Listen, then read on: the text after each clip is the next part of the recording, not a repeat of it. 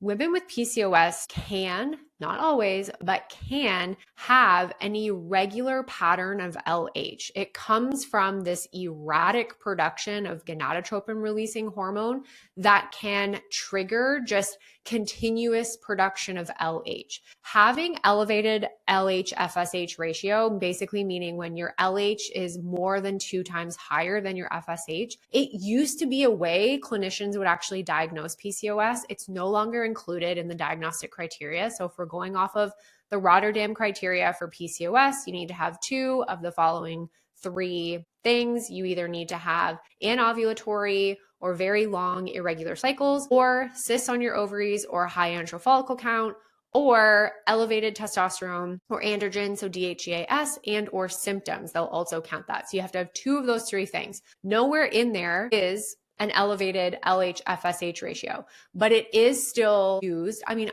we always want to look at it, right? And if we see an elevated LH FSH ratio, my first thought is this person's likely not ovulating consistently or at all or easily. So we got to work on that. We've got to figure out what else might be going on hormonally and metabolically underneath. But if you have an erratic pattern of LH or elevated LH, then you might be really frustrated with OPKs or LH strips, either continuously showing a positive or never showing a positive, or always just kind of being like this faint line.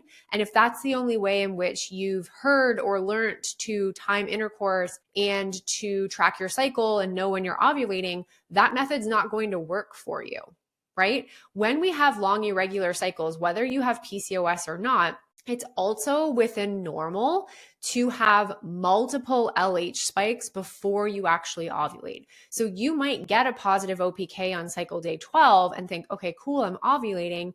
But now cycle day, 35 has rolled around. You've been testing negative for a week, so you're not pregnant, but now you're also wondering, well, where the heck is my period when I ovulated on cycle day 12? When in reality, maybe you had a positive OPK or LH strip, but you didn't actually ovulate at that time. And so now we're kind of lost in this gray zone of, well, did you ovulate eventually? Did you not? We don't really know. That's why I don't recommend using LH as the only way you're tracking ovulation and timing intercourse for anybody, but especially for women who have long irregular cycles, because it potentially is going to cause just a lot of confusion, misunderstanding, frustration. You'll likely be burning through and then now peeing on these sticks every single day.